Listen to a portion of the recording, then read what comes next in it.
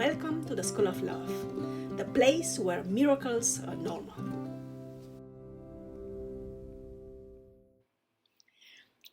Hello, and welcome to my YouTube channel, the School of Love.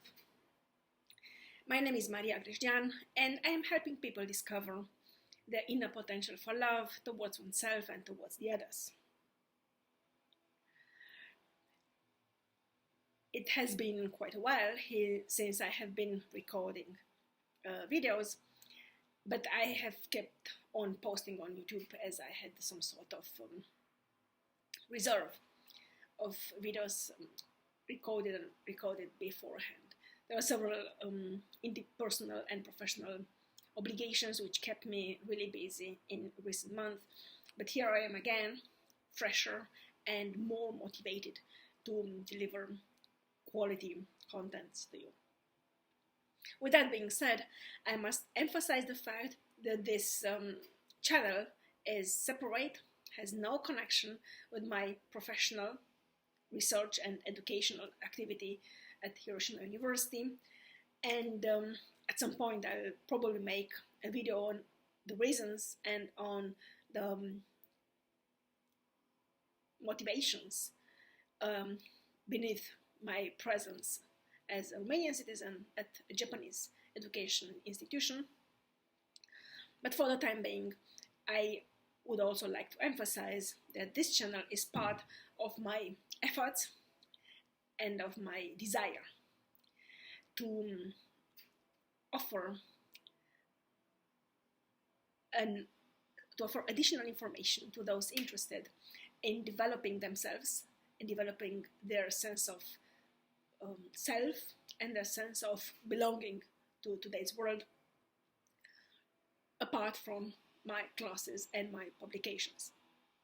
With that being said, in today's video, I will tackle a topic which my generation didn't really care about. I belong, as some of you might have already guessed, to the so-called X generation that was born in the 60s and 70s.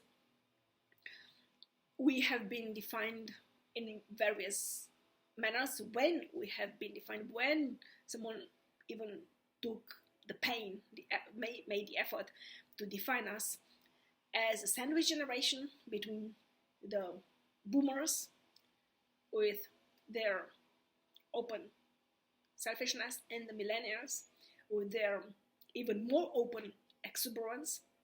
But also, as one of my favorite authors put it, Simon Sinek, we are overlooked and hardworking, and I fully adhere to that definition.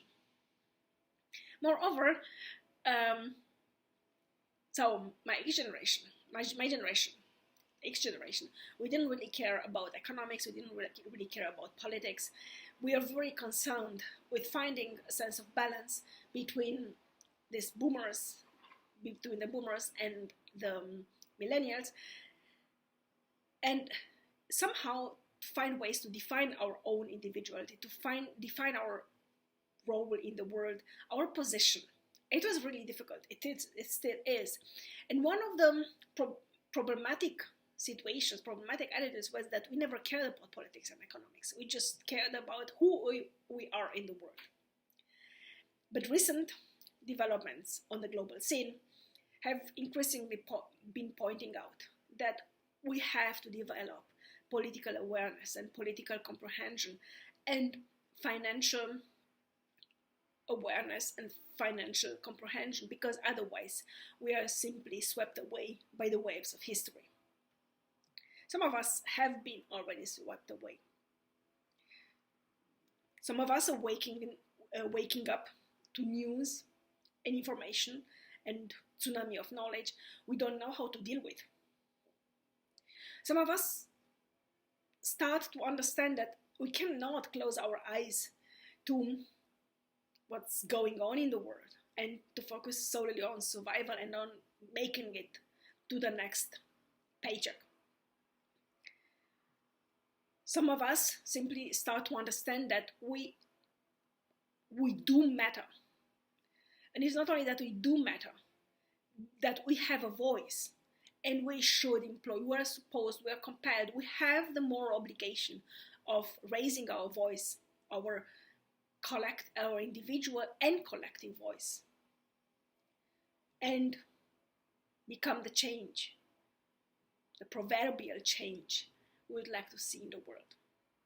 So in today's video, I'm going to outline 10 steps, 10 guidelines, 10 ideas on how to achieve political comprehension, which is important because once you start to understand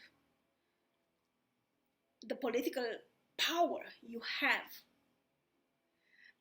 you'll start to develop this sense of who you are in the world and why it matters, why you matter, not only as a voter, not only as a political vote, but also as someone who has individual and personal wishes and who's not supposed to simply submit to the waves of collective hysteria.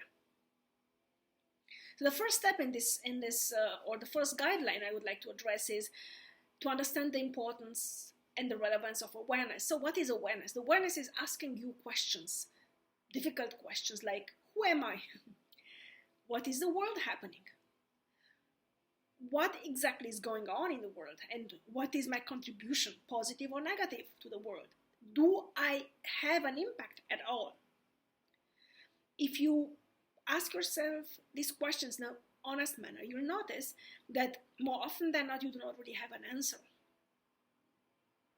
And it's not about pushing them away and saying, no, I'm not going to deal with this now. I have more important issues to deal with. No, we cannot postpone anymore becoming part of those voices which do impact the world.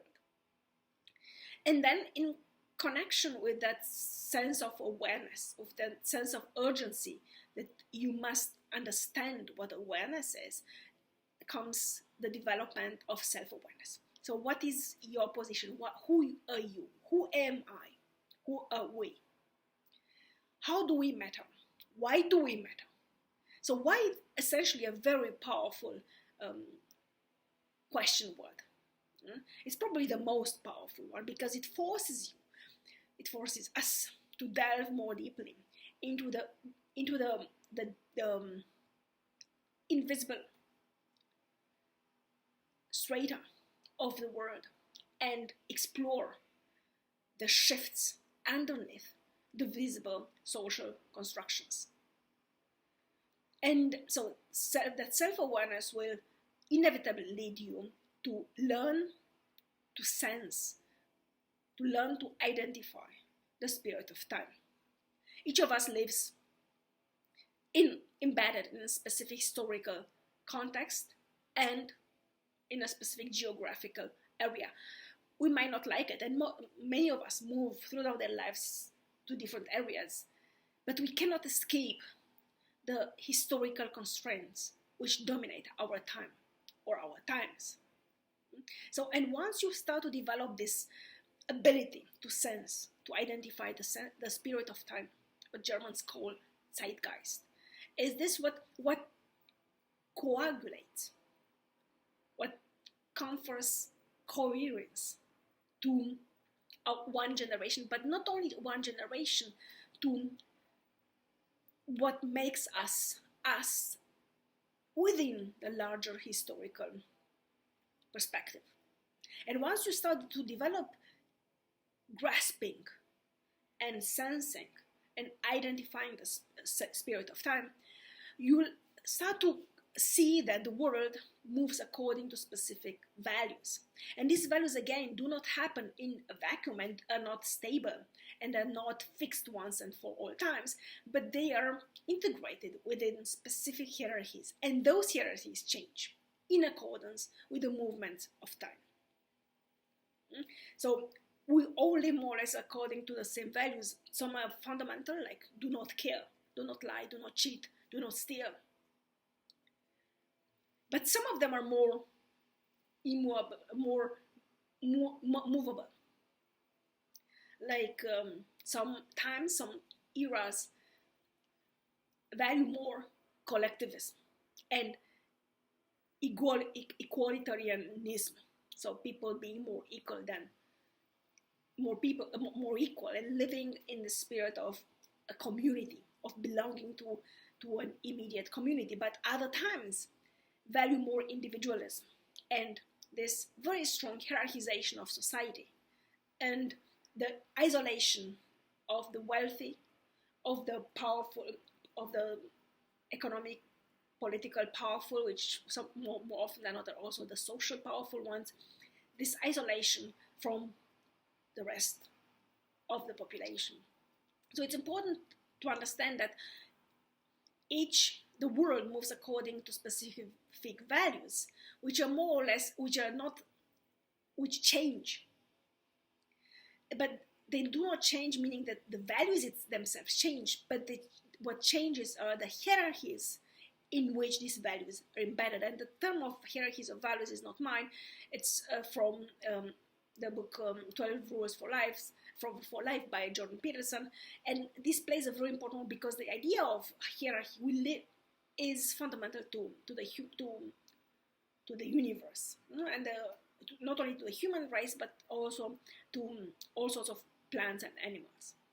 We are embedded within specific structures, hierarchical structures, and we automatically, as humans, as superior mammals, as participants or members of the food chain, of the more universal food chain, we sense our belonging to a specific area of the more general hierarchy, natural universal hierarchy, but we also strive to climb that hierarchy, to move upwards. And my idea is that this is where this idea of karma and nirvana and the circles of reincarnation in Buddhism come from. So once you identify the values within the hierarchy and how these hierarchies are changing according to the times we're living in or the historical times we're experiencing, it's important that politics corresponds to values, individual, social, and historical, and also geographical. So what's allowed or not allowed, for instance, in Japan, might be allowed or not allowed in Romania, in Germany, United States, or in Europe and the Western world. So again, it's crucial to understand that what we perceive as values, they do not exist in a vacuum, but they are once embedded in a historical hierarchy of values or historical hierarchies of values, and then they're also geographical determined. And then once you understand these general perspectives, you have to identify your own proclivities. Do you prefer individualism or collectivism? And you have to identify your beliefs. Do you prefer meritocracy or egalitarianism? Many people, when asked those questions, they try to adapt to the expectations of them. They're not able to decide, do I prefer to belong to a greater whole or to an immediate whole? Or do I prefer to go solo, my own way, and see how things happen in my life? Do I prefer to be valued and evaluated according to what I can do, according to my own merits, demerits, my own qualities, my own features, both positive and negative? Or do I prefer to live in a society in which I do not really matter? Or it doesn't really matter what I bring to the table, as long as I respect the rules of those around me. There are plenty of studies on this topic, showing, for instance, that people who feel that they have less control over their own lives, they prefer tight societies or tight communities, which essentially determine how the individual has to behave as long as he is alive, and sometimes they also behave how people should treat the dead. In turn, this becomes a vicious circle, if you want. In turn, living in a tight society actually gives you the feeling that you have no control of your life, or that you have a very limited, very tiny control of your life, which then leads to you preferring living in tight communities. So this is a self-reinforcing circle of social belonging.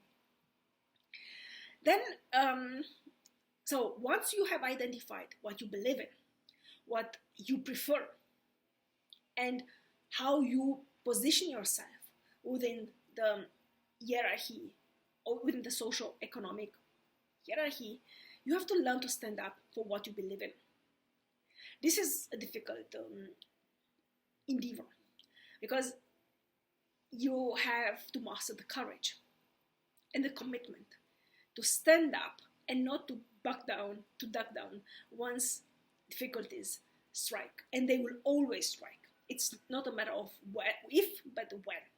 So your strength, your commitment, your level of courage are tested in those moments in which everybody's ducking away and someone has to stand up and profess what they believe in.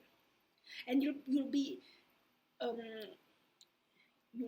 surprised to find out that people seem to dislike those who stand up or to stand out, but at the same time they admire and they respect them. And as long as you do it in a manner which does not contradict some basic common sense, they will follow you and they will protect you to the best of their abilities, as long as you have a vision and as you have a sense of self which transcends their fear of shaming and this pervasive sense of guilt. And last but not least is number 10, but it's not. It's really not last idea, is that you have to learn to listen more than you talk. This is a superpower. Unfortunately, I have learned it way too late, and I was never sure what it really means. But what it means is learn to talk, to listen, and to talk only when you really have something important to say. But listening to others, listening to what they have to say, listening to what they are willing to say, encouraging them to talk to you, encouraging them to open up to you, will give you an immense ability to empathize with people. I have a different video on how to develop empathy. So empathizing with people and then learning how to connect them on a level which allows them to connect with you as well. So very important asset, very important feature is the ability to listen more than you talk. I go as far as say that this is a superpower. So thank you very much for joining me today, and I'm looking forward to welcoming you here again very soon. Love and peace to you all.